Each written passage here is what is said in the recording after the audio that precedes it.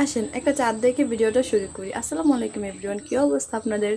আমি আলহামদুলিল্লাহ ভালো আছি। তো এই তো সকাল সকাল রান্নার প্রসেসিংগুলো সব বোন করে দিচ্ছিল।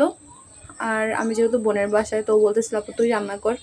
তো এই তো গরুর মাংস মুরগি কাটা শেষ, মুরগিটা ভাজলাম, এখন রোস্ট করতেছি।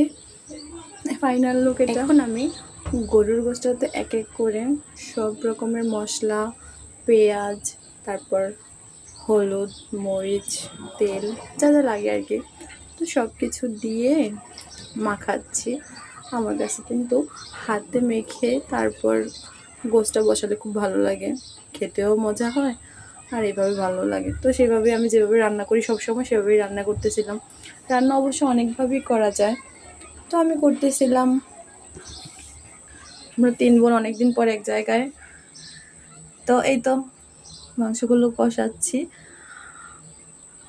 হ্যাঁ, যা বলতেছিলাম, তো আমরা যেহেতু 3 বোন অনেক দিন পর একসাথে হলাম, তো আমরা বসে বসে কথা বলতেছিলাম, রান্না করতেছিলাম, ভালোই লাগলো। মানে রান্না করতেছি, কাজ করতেছি মনেই হচ্ছিল না। তাই তো গোস্তটা কষালাম, কষিয়ে এবার দেখেন পোলাওটা রান্না করা হয়ে গেছে। ভিডিও নিতে মনে নেই। এই হচ্ছে গোস্তর ফাইনাল লুক, আর এই হচ্ছে রোস্ট।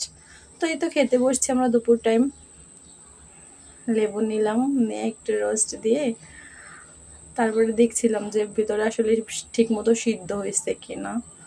কারণ হয় কি, একটু কম সিদ্ধ হলে না আমার বাবুরা খেতে চায় না, ওর একটু কেমন কেমন করে। তো দেখলাম না, মাশাআল্লাহ সুন্দর হয়েছে। তো এই তো তারপর গরুর গোশত নিলাম, মাশাআল্লাহ এত সুন্দর সেদ্ধ হয়েছে, আপনারা দেখলেই বুঝতে পারবেন। তো এই তো আমরা খাওয়া দাওয়া করলাম, 3 বোন একসাথে খাওয়া দাওয়া করলাম। দেখেন বোনের ঘরের অবস্থা, বাচ্চারা কি করছে, কতবার গোছাইছে দেখাও পরের ভিডিওতে। আল্লাহ হাফেজ।